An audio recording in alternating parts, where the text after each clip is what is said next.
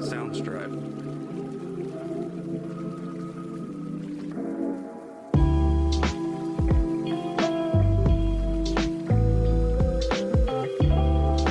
Soundstripe.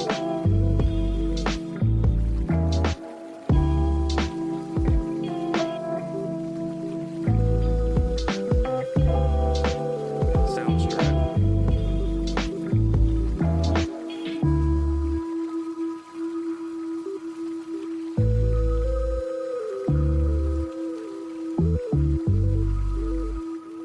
Soundstripe. Soundstripe.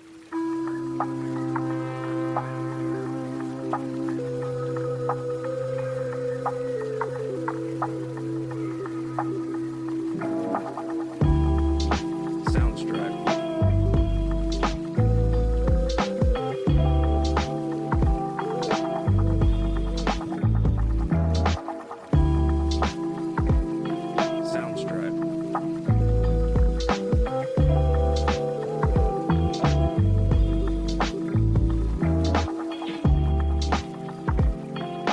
Soundstripe.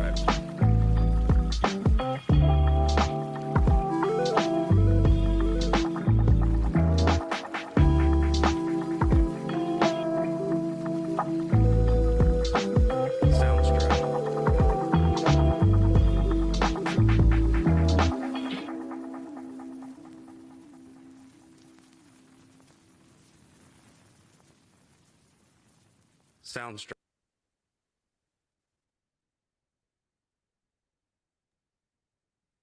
Good evening, everyone. Welcome to the 2024 Evening with the Minister on the importance of stronger nature laws. My name's Kirsty Bevan. I'm the Chief Executive Officer of the Conservation Council of South Australia, and I'm joining you from Ghana land of the Adelaide Plains. I'll be your MC for this evening.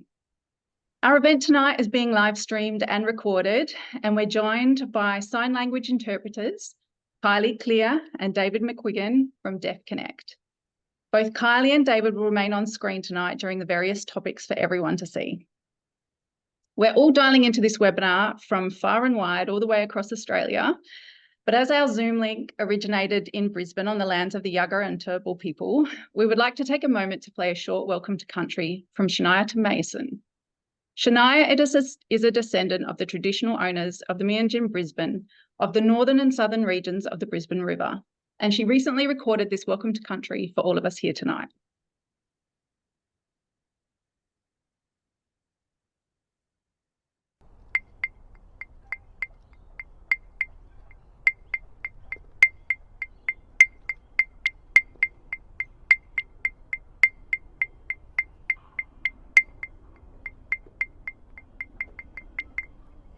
Nangoba Boka, Nangabaja, Yagara. Hi, my name is Shania, and I'm a descendant here in Brisbane of the traditional owners on the northern and the southern regions of the Brisbane River. I would like to extend a warm welcome today from where you are joining us today here for Queensland Conservation, and pay my respects to elders past, present and emerging, and especially to anyone who is involved in taking care of the land and nature. Could we also please have a moment silent for everything that has gone on with history and Indigenous people with the land, and pay our respects.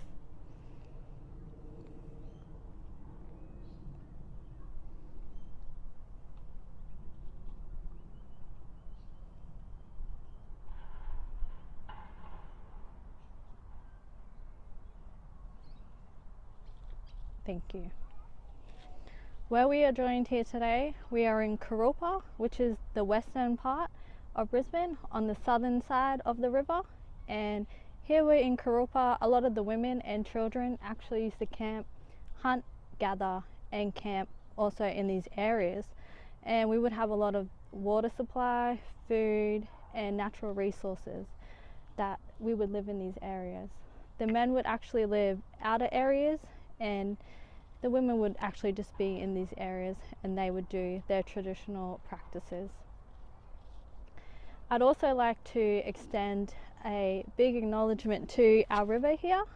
In our language, we say the Warrell. Could everybody say the Warrell? The Warrell, thank you.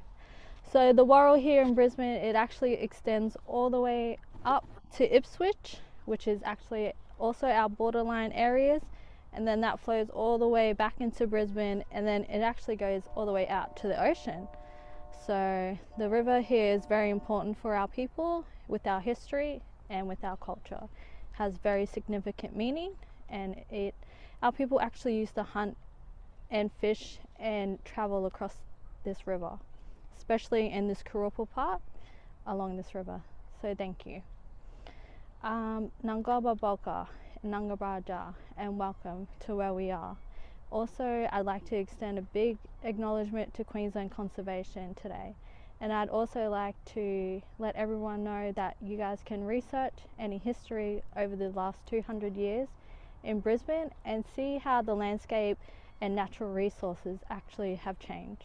So thank you and enjoy your time.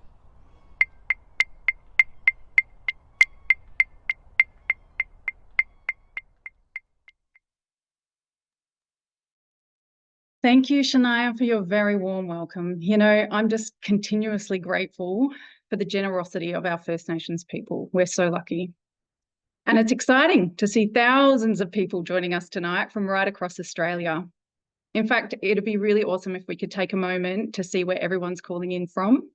So to do that, we're actually using an interactive tool within Zoom called Slido.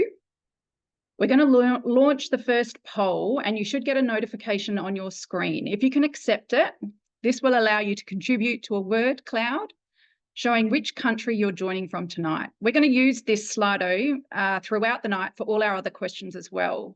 You can switch between Slido and the chat function using the buttons on the bottom of your Zoom. But if you get lost somehow, you can access it using the app button down the bottom, which will allow you to select Slido and get back into the voting options throughout the evening. Beautiful. Other housekeeping points. Oh, actually, look at that. There's amazing stuff coming through already. Some quick housekeeping points for you tonight is when you've got any questions or commentary you'd like to put through the chat, please use that chat function. It's really important for us to hear what you've got to say, but we do ask that you remain really respectful in your conversations, keep concise and on topic. We're going to endeavour to stay on time, but there's a lot to talk about, and I know we've all spent decades in this space and have a lot to say. I may have to remind speakers just to speed along if time gets a bit close, so just bear with me as we go. Look, it's great. I'm even seeing a lot of South Australians coming online tonight. That's fantastic. Well done, everybody. And this is clearly an issue that just covers the whole of Australia. And it's really encouraging to see so many people joining us from right across Australia. Well done. So tonight we're going to hear a lot about nature positive laws and the reforms in place around the Environment Protection and Biodiversity Conservation Act, or the EPBC Act, as it will be referred to. I should highlight briefly that tonight's event is hosted by the conservation councils around the country. Now, each state and territory has a conservation council, which is a member-based non-government organisation who exists to represent nature and give it a voice. We're the bridge between the grassroots and government, and conservation councils have a long history of winning outcomes for nature, whether it's adding to the national parks estate, improving management of biodiversity, our precious rivers, wetlands, or stopping destructive developments. We work hard to make sure that civil society has a voice in representing nature. And we're at a critical time for environmental management in Australia. The Minister has started the process of reforming how we manage the impacts of industry and development on the environment right across the country. And tonight is about representing and presenting those key issues and where and why they're required immediately.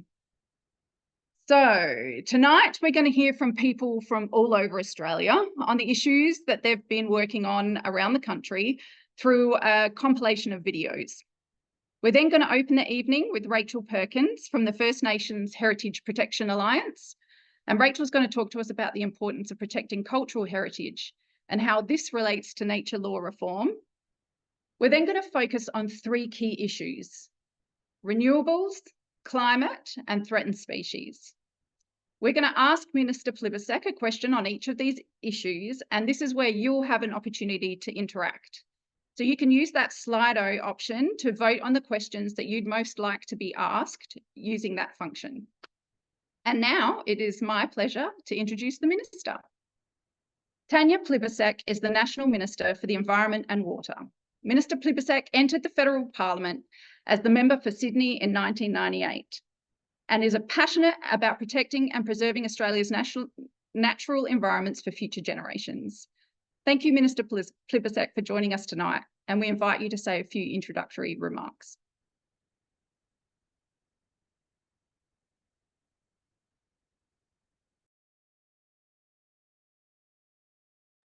Minister, if I could just ask you to take yourself off mute, sorry. Oh my goodness, you would think after all those years of online meetings, I would have got that right by now, right? Oh, it happens to all of us. I was just saying, thank you so much. This is such a wonderful opportunity to talk to and hear from people from across the country. And I wanted to thank you for the welcome to country that we received from I think your meeting on in Brisbane at the moment. I'm obviously in Sydney. I'm on Gadigal land, and I pay my respects to elders here of the Gadigal people of the Eora Nation. And of course, we've got people from all over Australia, and I know everybody would certainly join me in acknowledging the traditional owners of the land that they're on. I know that there's going to be quite a few questions about some broader environmental issues through the course of the evening, but I did want to just give people a super quick update on where we are on the environmental law reform. As you all know, the first stage of that law reform passed through the Parliament at the end of last year, and we've got the expanded water trigger to make sure that all types of unconventional gas are covered by that water trigger that protects our water resources. We've also established the nature repair market in that first lot of environmental law reforms. I just wanted to run you very quickly through where we are on the second stage of environmental law reform. They've passed through the House of Representatives. There's been a Senate inquiry, and I thank those of you who made a submission to that Senate inquiry. We're likely to get the results of that inquiry, I think, around the 19th of August, and then of course we'll be introducing the legislation into the Senate. For those of you who haven't been following this very closely, the second stage of law reform does a number of really important things. It's the first time in Australian history that we will have an independent environment protection agency in Australia. That's something that the environmental movement has been campaigning on for many decades. So congratulations to those of you who've been involved in that campaign. This is a really substantial step forward. The head of that EPA will be an independent statutory position like the Australian Federal Police Commissioner, so someone that can't have their work of enforcement interfered with by the government of the day.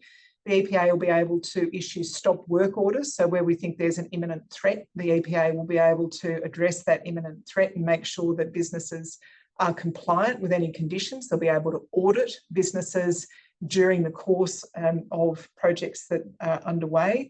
Penalties will be very substantially increased. The penalties at the moment, like the worst penalty, the highest penalty is less than $15 million. We're increasing penalties to $780 million to bring penalties for breaches of environmental law in line with things like insider trading and serious financial crimes, rather than treating them like just the cost of doing business. The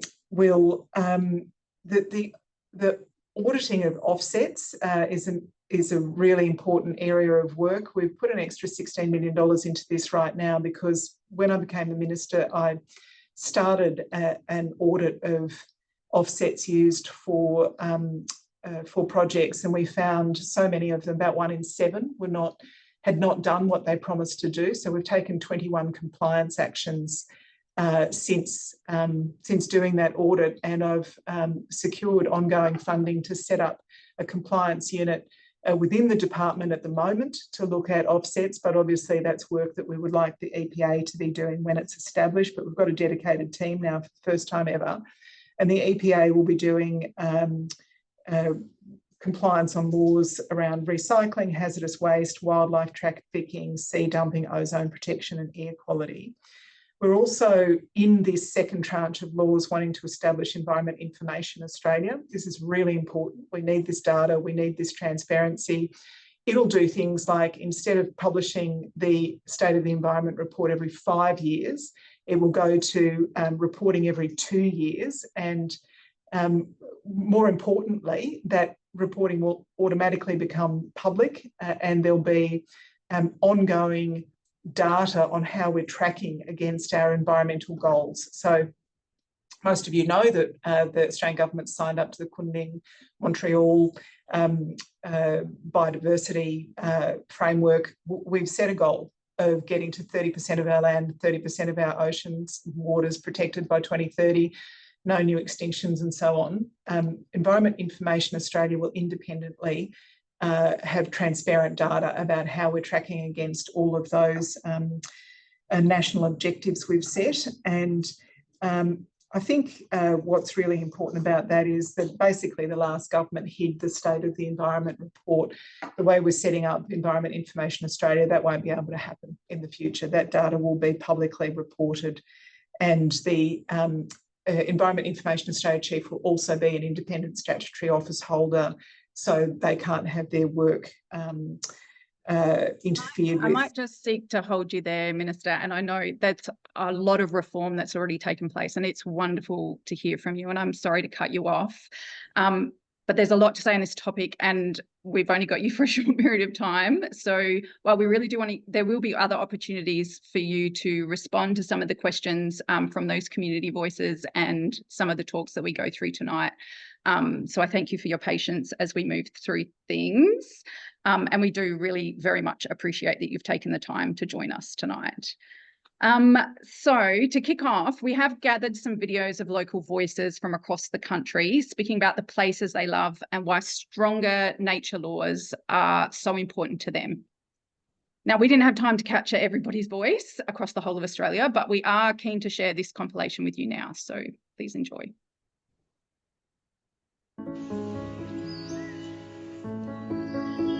It would personally hurt me to not see the Maugean skate, the swift parrot, the Tasmanian devil, the tawny frogmouth. Remember the Tasmanian tiger? Let's not make that mistake again. Tanya, please strengthen the environmental laws to save and protect our beautiful wildlife. Help us protect the wildlife in our little island we call home. My name's Joe Fontaine. I'm at Murdoch University in Perth. I've been studying fire and climate change effects on the vegetation and finding management solutions for 16 years here in WA.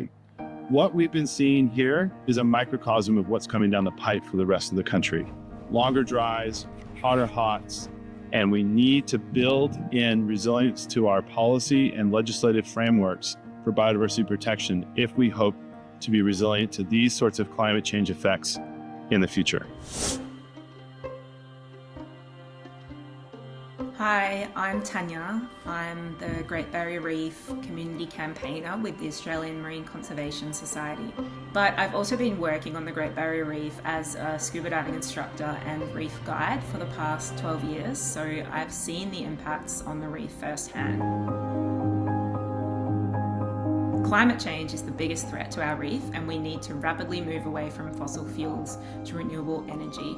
The Great Barrier Reef is also threatened by overfishing and creeping industrialisation. The clearing of vegetation in reef catchments causes erosion and increased sedimentation, flowing into the rivers and creeks that lead to the waters of the Great Barrier Reef. So nature and our reef urgently needs strong national nature laws to ensure these threats can be properly addressed and considered as a whole for their impacts on this amazing World Heritage listed site.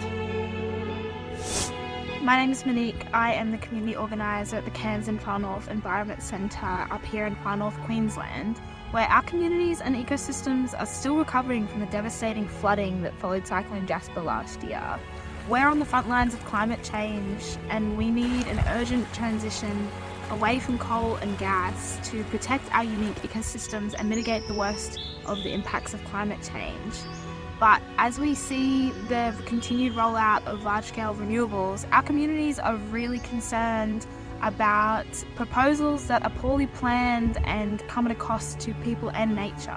But we know this doesn't have to be the case. We can have an energy transition that benefits our communities and the environment, but that starts with fixing our nature and planning laws. Our bulldozer pulled the chain right up to the corner, another one turn, and come straight up to the river underneath the road. And they turn, and back again. And they turn, and back again, and meet that clear. And they was doing back and forth, day and night. He's doing all the, knocking on the tree now. This is my life. The tree is my life, the family tree. The soil is my soul. Our spirit make us sick because we don't look after my country. I want to stop, don't do that. Wouldn't like this blue sky, wouldn't no tree.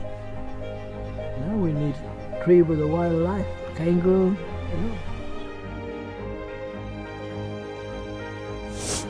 We're here standing in Double Duke State Forest in a remnant tree, what should have once was an ocean of really iconic habitat for threatened species, including the southern greater glider, which was here. So please urgently protect our nature laws.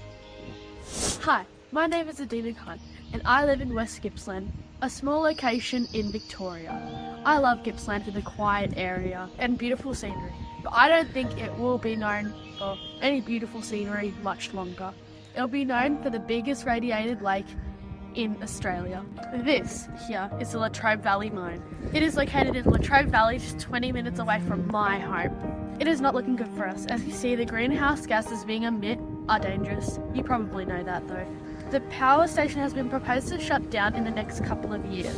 Now they have started filling up the mine with water coming from lakes along the area. I would like to ask about placing laws to protect the lakes, not just me, but everyone. I'm Miriam Yip. I'm with the St Kilda Mangroves Alliance here in Adelaide's north. Around me are what remains of some of St Kilda's mangroves and samphire, which has suffered at the hands of questionable management and compliance at a neighbouring salt field. Tough, impactful and enforced nature protection laws just might have prevented the death of 24 hectares of vegetation at this site since 2020. This area is special to South Australians. It lies within the Adelaide International Bird Sanctuary and the Adelaide Dolphin Sanctuary. In the waters behind me is a nursery for marine fish and crustaceans. If dead, these mangroves and the samphire can't capture carbon. For too long, forgiveness has been easier to get than permission. This country must have solid nature protection laws enforced by a watchdog with teeth. Wow. So many mixed emotions. But still, I'm just amazed at how much hope and possibility that people working in this field for decades still have. Incredibly powerful stories. I'm certain we're going to be able to dig a little bit deeper on many of these issues throughout the evening, but first, I'd like to introduce our first speaker, Rachel Perkins, the Executive Director of First Nations Heritage Protection Alliance. Rachel's a Arende and Kalkanoon woman from Alice Springs. Her body of work as a screenwriter, producer, director, board member and festival director embodies her passion and skill in bringing Indigenous stories to the screen worldwide. Rachel's Aboriginal heritage has informed her entire career, from filmmaking to her position today as Director of Culture Heritage for the National Native Title Council and First Nations Heritage Protection Alliance. Rachel, welcome, and I'm sorry if my pronunciations weren't perfect. I did practice them several times over, but you know, I get tripped up, so my apologies. No problem. Thanks for the acknowledgement, and thanks very much for giving us the space to be here and talk with you all. I'm coming from my people's country, Aranda country, here in Mbantwa, Alice Springs, and I'll talk briefly about who I work for. I'm very proud to be employed by the National Native Title Council, which is a body representing native title, people with native title aspirations and people who hold native title across the country. but the secretariat of a bigger organisation, an alliance called the First Nations Heritage Protection Alliance. I work primarily for them, and the First Nations Heritage Protection Alliance is a alliance of traditional owner organisations, so land councils, all the land councils in the Northern Territory, the Kimberley Land Council, Cape York Land Council, also the Torres Strait Islander Native Title Representative Body, South Australian Native Title Services, Queensland South Native Title Services, including membership from Tasmania, from the Tasmanian Aboriginal Land Council. So we have representation in New South Wales as well from the New South Wales Native Title Service. So we go coast to coast across the continent, and we are representing the interests of traditional owners who are concerned with the reform that's happening both with the EPBC Act and also the Aboriginal and Torres Strait Islander Heritage Protection Act, call it ATSIPA. So we are engaged in both those reforms. It's heartening to see so many people online tonight and so much work that's being done to preserve and care for this land and waters that we all share. We take very seriously the role of Indigenous people as custodians of country with an obligation to care for country. And so we are very enthusiastically supporting the reform in this area, particularly the reform around the Indigenous engagement standard. So some of you who will have read the Samuel's review that was done into the EPBC Act, one of his key recommendations was that proponents engage with Indigenous people early in the process of development for a number of reasons, basically respect, but also so they can integrate Indigenous knowledge into the planning early. That at the moment, a lot of proponents come to us at the end of the process when there's a lot of money expended, stakes are very high, and they come to us and they seek approvals to do development on our country, and we're the last people to be spoken to. So the engagement standard has not yet been released, but we feel very strongly that it should be supported as a foundational aspect of this legislative reform. I wanted to also briefly talk to you about the heritage component of the reform that's going through at the moment, the ATSIPA Act, because of course our heritage is embedded in our country and waters across the continent. And the existing act we know is broken. It was introduced in 1984 as a stopgap measure. But unfortunately, for the 620 or so applications that have been made by Aboriginal and Torres Strait Islander people to protect their culture, only 12 have been successful. So I think that's a very important statistic to keep in mind. We know the system is broken, and so we have been working closely with the previous government, the coalition government, and now the Labor government to reform this act.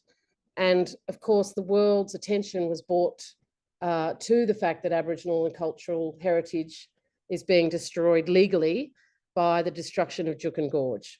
And that has given us the impetus to look at states and territory legislation, but also the Commonwealth legislation. So we've been in the process of doing that for 3 years.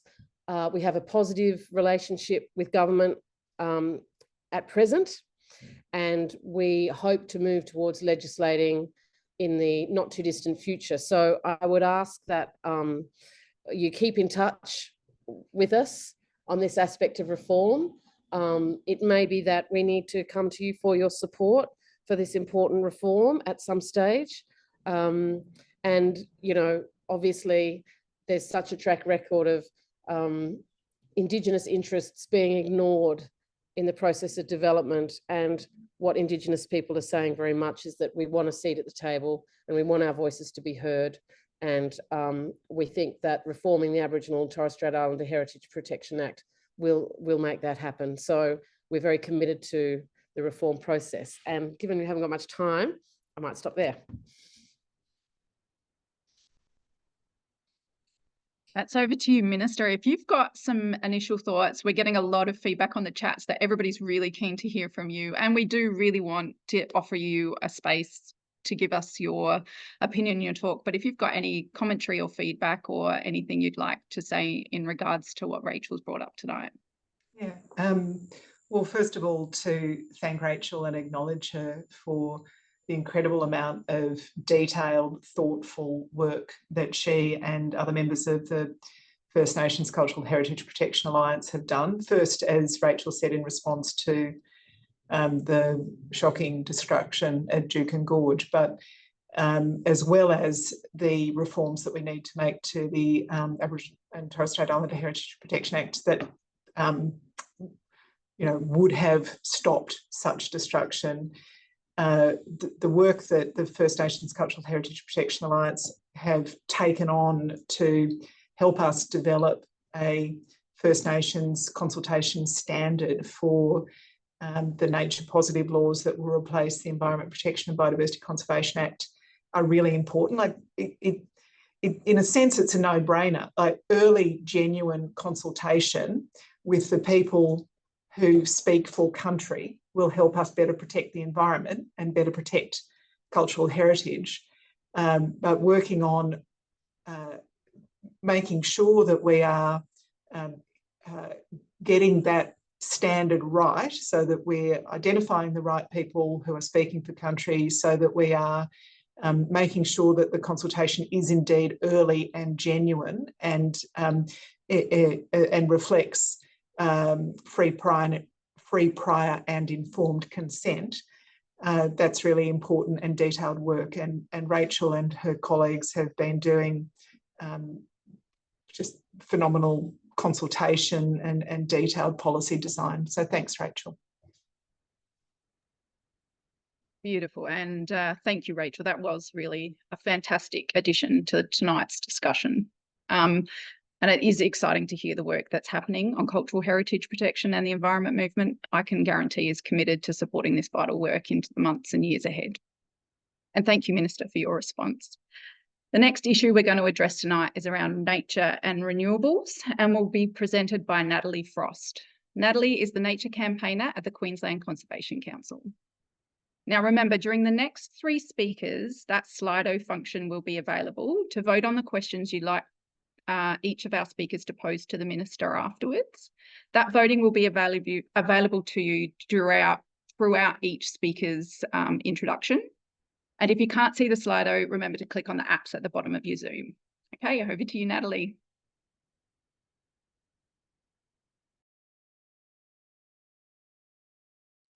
And luckily I caught my mute just in time. Hello. Thanks everyone. It's great to be joining you here tonight. Right now, our forests and woodlands are facing unprecedented pressures, as you all know. Here in Queensland, we have the highest rate of deforestation in the country, largely cleared for pasture, and there are increasing land use pressures from housing and the renewable energy transition. This is a wicked problem in Queensland. Every wind project proposed in the state would clear threatened species habitat. We need a new approach through strong regional planning. Regional planning, which identifies areas of ecological and cultural value to protect in conservation zones and areas suitable for development. This offers a way to navigate this land use pressure and continue moving forward at the pace that we need for climate action. Minister, you've acknowledged that we need to fix our broken environment laws and have already progressed with some key parts of the reforms needed. Thank you. You've also acknowledged that we need to build renewables quickly, and in December 2022 signed an MOU with the Queensland Government to develop 3 regional plans for Queensland. These would essentially act as pilots for the rest of the country, but we are yet to see these plans in place. Given the level of reform needed and the complexity, we know this is hard, but we know that this is urgent for nature. I've put together some questions that everyone has now hopefully voted on in the poll, and I'll just jump in straight away with the first question, as I know everyone is eager to hear from you. So the question that got the highest vote at the moment, oh, and it just changed. Okay, voting closed. This is a hot topic.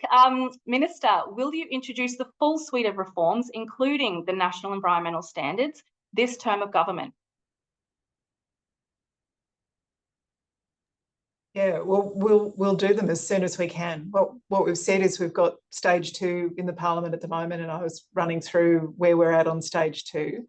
Stage 3, we've said there's 6 main outstanding areas for consultation. We're working, overtime on that work. Many of you as individuals, but more particularly as organisations, have been engaged in that consultation.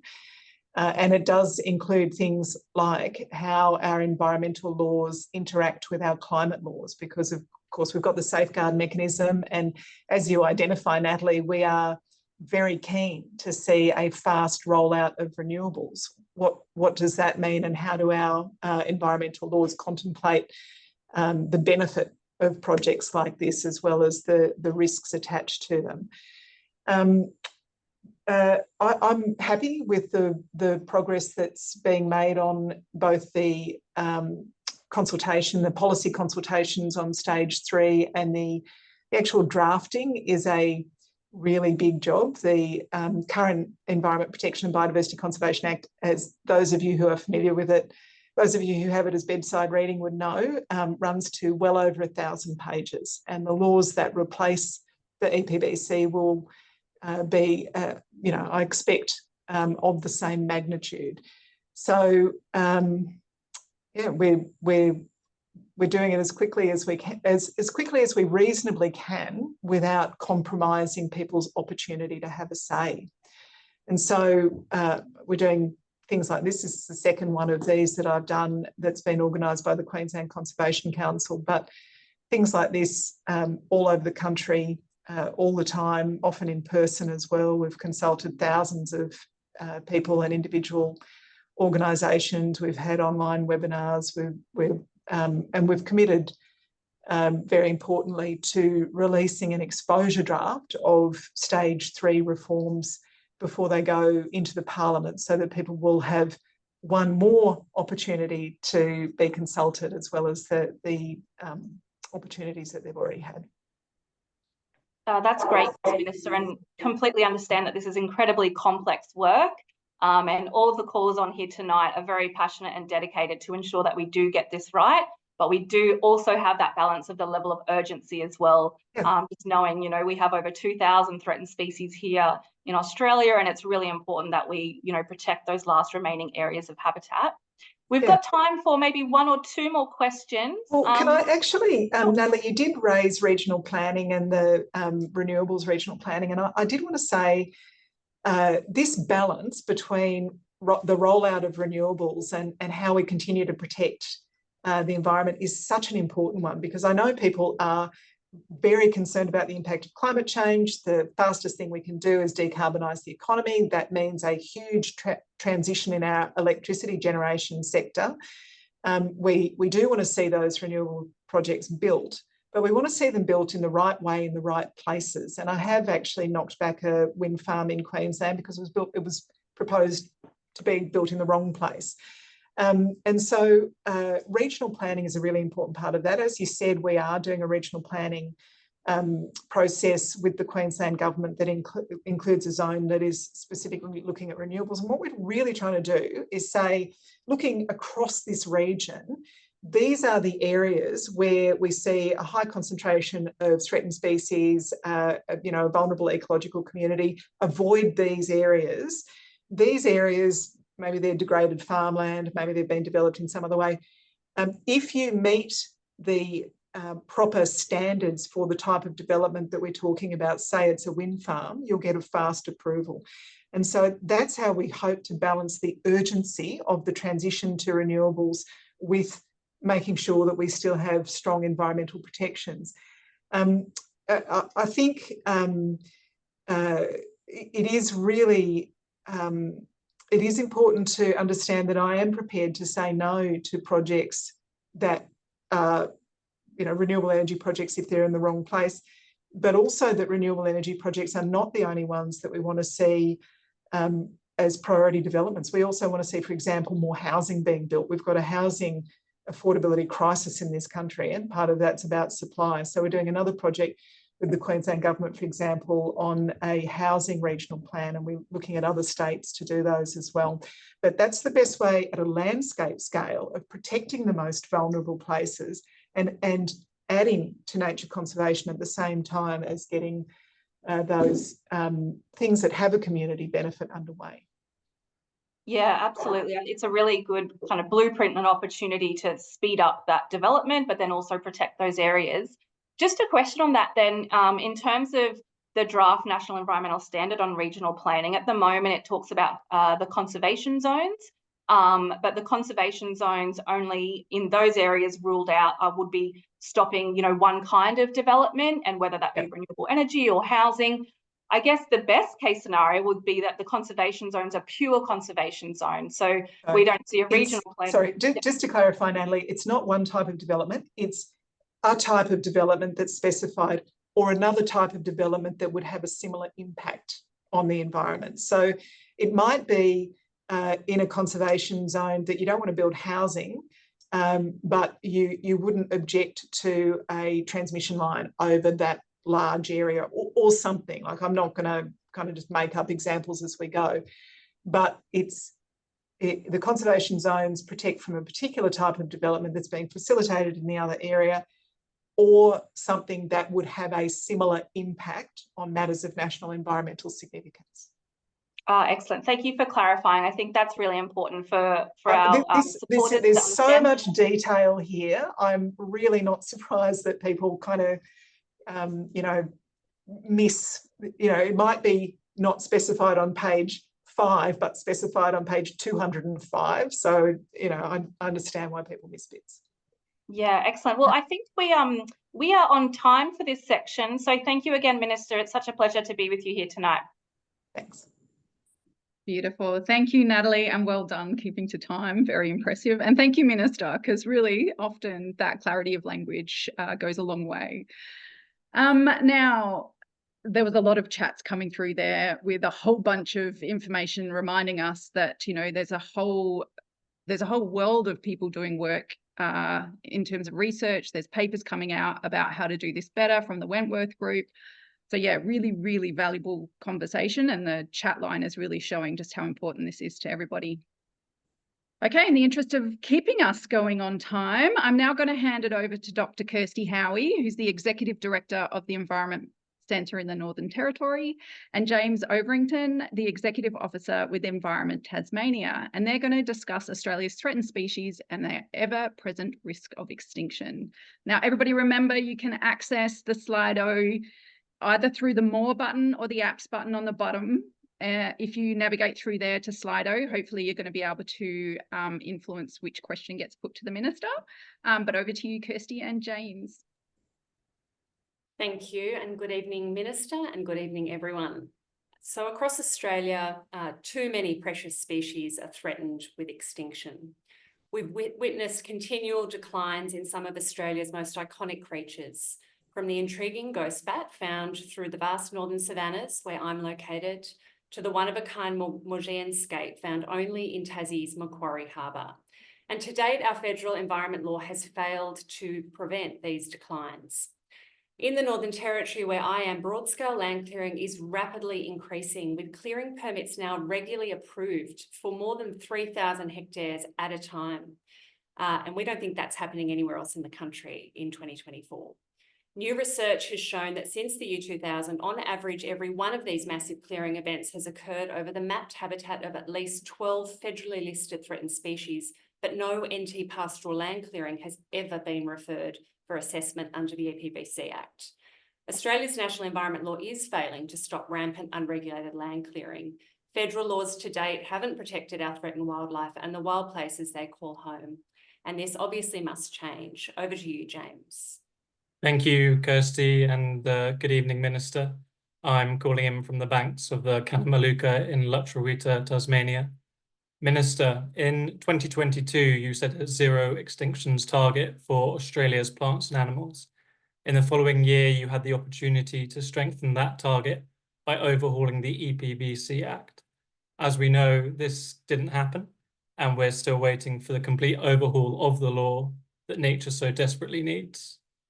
In Tassie, Minister, we have a great number of species on the brink of extinction, and we're running out of time to save them. The rapid decline of the Maugean skate perfectly illustrates the failure of the EPBC Act to protect threatened species. After being declared endangered, salmon farming in the skate's last remaining refuge was allowed to increase 20-fold. The failure to properly address the multiple cumulative impacts in the harbour will likely lead to the Maugean skate becoming the next unique Australian animal driven to extinction. Minister, conservation advice under the EPBC Act has stressed that urgent action is required. Thank you. Over to you, Kirsty. Great. So over to the questions now. And I think the winner is, for the Minister, how will you ensure the protection of critical habitat for threatened species? Well, we've got $550 million that we're investing in threatened species and dealing with invasives, and that work takes a whole variety of forms. But of course, the changes to the environmental laws will be a really critical part of this. I made the commitment to zero new extinctions for a reason. And what we're doing with the environmental law that is designed to better protect threatened species, as well as those on-the-ground investments that I mentioned a minute ago, is actually to clearly define what are unacceptable impacts. At the moment, there's still a lot of leeway once a proposal is made and there's an assessment that its impacts are likely to be unacceptable against a matter of national environmental significance. There's still a lot of leeway for the government of the day to allow such a thing to proceed. What we're trying to do in our environmental law reform is to clearly define what's unacceptable and make it clear that the EPA, when we establish it, cannot approve something that is clearly unacceptable. I think the other thing that's really important, as well as the investment and the environmental law reform, I think protecting larger parts of Australian land and waterways and ocean completely is going to be really key for the future. We've got, so far, we've added 40 million hectares to the national estate. James is calling in from Tasmania. He's probably aware that we added an area the size of Germany to the highly protected waters around Macquarie Island, which was the largest act of conservation anywhere in the world last year, largest act of conservation anywhere in the world last year.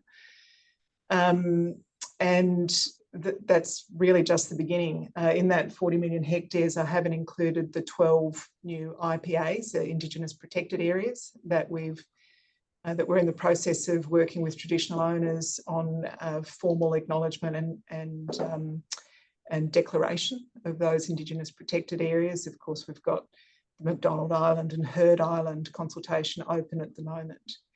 So in addition to the 40 million hectares we've already added to the national estate, there will be tens of millions of additional hectares on top of that.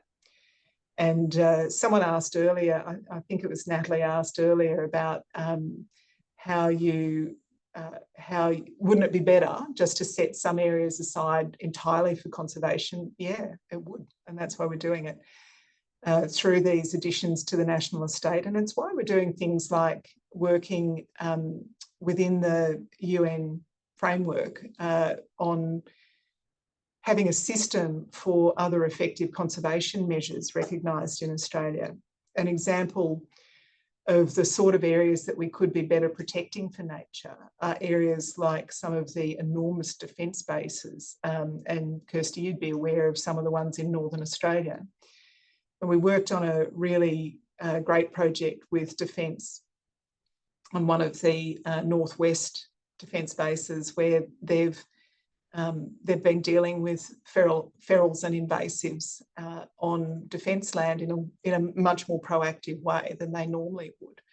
And so you can actually return these areas that are not set aside for conservation, but can have an enormous, can make an enormous contribution to conservation if we properly manage them. So defence bases are the big bush ones are a really good example of that, but also closer to urban areas, things like water catchments. Water catchments, if they're properly managed, again, can make a really substantial contribution to nature that's close to people. But in many instances, we haven't properly managed those areas either. So I think there's a lot of work that we can do to better protect our threatened species. Kirsty, you mentioned that there's 2,000 on the list. Yeah, and we're adding them all the time. We're actually dealing right now with the backlog of threatened species from the Black Summer bushfires. Obviously, the science takes a little while to catch up with the real world impact that is causing species to become endangered or extinct. So we're just right now dealing with some of that Black Summer bushfire. And it is alarming. The number of species that have gone extinct obviously is alarming, but the number that we're adding to the threatened species list is alarming as well. The one silver lining that I point out here is the fact that it goes onto the threatened species list, or the fact that it's uplisted to a higher category, means that the protections that go along with that are then applied to that species. So it is a grim picture, but that grim picture is the tool that we are using to give higher levels of protection and to drive investment as well into threatened species. I made another announcement during the week about funding for threatened species coordinators to work on the ground on those restoration and protection actions that we know are so necessary. Thank you, Thanks for the question. Kirsty Bevan, do I have one more question to ask from my cut? Sorry, James. That's and it was all right, really don't good worry. to hear from the Minister there. Thank I mean, thank you, James, and thank you, Kirsty Howie. Like, really, it's such an important issue, and every state and territory has their projects, their areas which are already protected under existing legislation, which they're fighting tooth and nail to convince that they should be further protected. And I mean, this just points to the fact that reform is needed immediately. Those pressures are really real. We're living them every day, which brings us to our final issue we're going to discuss tonight, climate. Now, to bring this discussion to you is Jess Beckerling, who is the Executive Director of the Conservation Council of Western Australia. Voting again is now available, so do jump onto your Slido. Over to you, Jess.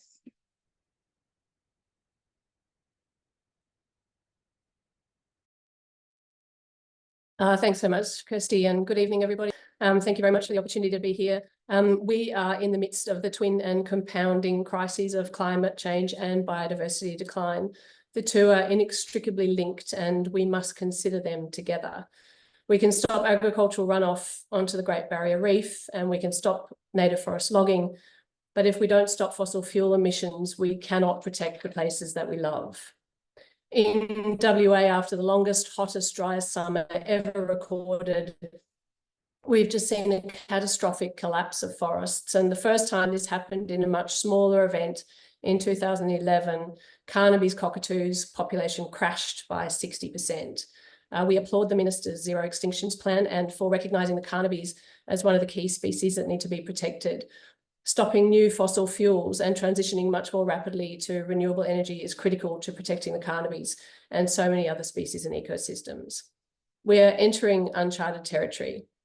We have now had 12 consecutive months that were at least 1.5 degrees warmer than the corresponding 1850 to 1900 monthly average. And yet, as at the end of 2023, Australia has 129 major new fossil fuel projects planned. We still have time to act, and every fraction of a degree matters. We clearly need strong nature laws that can protect our intact ecosystems and provide the right frameworks for developing a more hopeful and resilient future. I am going to move to asking some questions of the Minister. So I hope everybody has made their vote. Minister, the first question, so very close between the first and the second. Hopefully we'll be able to get to both of them, is what can governments do to push back on fossil fuel companies who are undermining climate action? Well, I think what can we do to actually decarbonise the Australian economy? A lot. And that's why we've set a target of net zero. It's why we're working so hard to get to that target of net zero. It's why we introduced and passed the safeguard mechanism with the support of the Teals and the Greens political party and a lot of the crossbench against the opposition, obviously, of the Liberals and the Nationals. It's why we've done a whole lot of additional measures like reducing the cost of electric vehicles, introducing vehicle emission standards for the first time in 20 years. It's why we're so committed to the rollout of renewable energy. I've ticked off 55 renewable energy projects now, which is well enough to power well over 3 million homes. And that you know, still acknowledging the discussion that we had earlier about how these projects have to be the right project in the right place and not cause localised environmental problems, you know, or ignore any of the matters of national environmental significance that we're so determined to protect.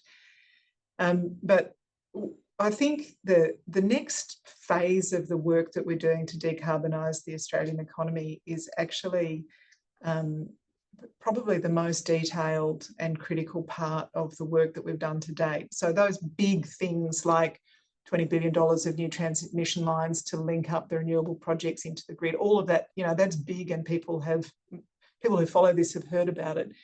I think where the rubber really hits the road is in the decarbonisation plans that go across sectors of the economy. So there's the electricity generation decarbonisation plan, there's the transport decarbonisation plan, there's the built environment decarbonisation plan, there's the agriculture and land use one, and there's a couple of others. This is where we really get into operationalising how we move to net zero. And it is phenomenally big, interesting, complex, real world work. And those plans will be released progressively over the next few months. I think it's also worth recognising that when I talk about the renewables approvals, they're 7 to 1 compared to other types of energy projects. Like, there is a massive growth that in renewable projects and a massive transformation in the economy and in our energy market in particular that is already happening. It is difficult for that to happen. I understand why people feel like it's never fast enough. We're dealing with the cumulative impacts of you know, generations of fossil fuel emissions and the impact that they're having right now on our environment and on the planet. And so when you care about this stuff, it can never happen quickly enough.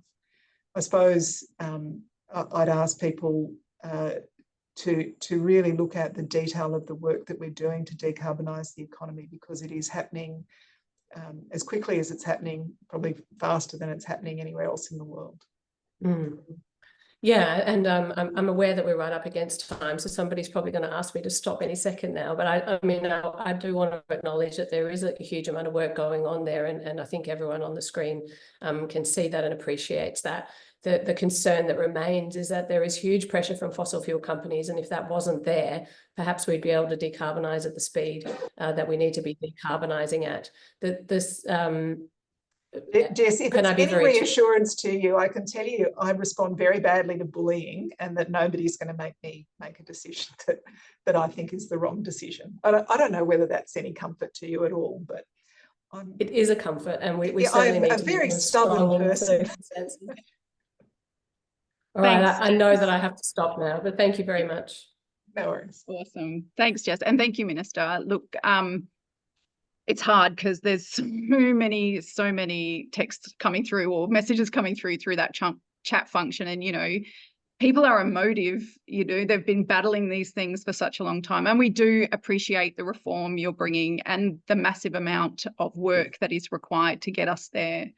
So yeah, some truly sobering thoughts, but strong leadership is clearly what's required. So Minister, thank you. It's been excellent having you join us and our supporter bases here this evening. And we've had people join us from right across the country whose interests and passions and concerns are both diverse and nuanced, but it's really important for them to be able to speak and for you to listen. So thank you. And there's a lot of work still to be done to protect and conserve our environment. We're all here for that, and we have a long way to go to restore our environment to the most thriving extent that we can, which is what we all want to see. So Minister, we do have a question for you. We're seeking a commitment from you to attend another one of these online events, which are hugely valuable for our communities, and see if you're open to doing that again in the future. Oh, I really enjoy these events, and I'm always open to it. I know it's sometimes a little hard to schedule, but I certainly love having the opportunity of talking about the huge reform agenda that we have directly with people who I really appreciate putting their time in on a night that they've probably got, you know, kids in the bath and dinner on the stove and all the rest of it. So yeah, thank you very much. And thanks for organising tonight. Wonderful. Thank you, Minister. We look forward to keeping that conversation going. Cheers. Great. Okay, our final question for tonight is actually for our audience. I thought that was the final question. Oh no, for our audience now. Sorry, Minister. So we're going to share it with all of the audience here to see how important it is that you think that the Minister listens to people like us about the need to protect the environment. Oh, hang on. I wonder what this one's going to come out as. Yeah, hopefully no surprises. In my business, we call that push polling. And while everybody does that, and Minister, while you finish off, I'd like to really take a moment just to acknowledge how amazing it is that we're able to have so many people to join us from right across Australia. And we can really see from all of the interactions on the chat, I mean, it's been pretty full on, very emotive around, you know, native forest logging and stopping, you know, new coal and gas. I know the pressure is on your shoulders to really act in this regard, and we're really looking to you for that strong leadership and strong enforcement and really strong nature laws. Thank you. Okay, and so before I finalise for tonight, I do want to ask everybody that's a part of this webinar, and we've got thousands of you across the country, to take action now. We can show Minister Plibersek just how crucial these reforms are right now. And we need to drive the ambition to ensure that these desperately needed reforms are actually introduced and passed during this term of government, because our wildlife can't wait. So every state and territory has a petition that you can add your name to.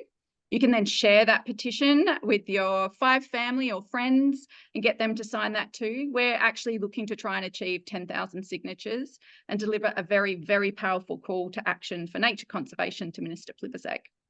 And don't stress if you're unable to access the petition or links right now. We will send a follow-up email so that you can have those and share them with your family and friends.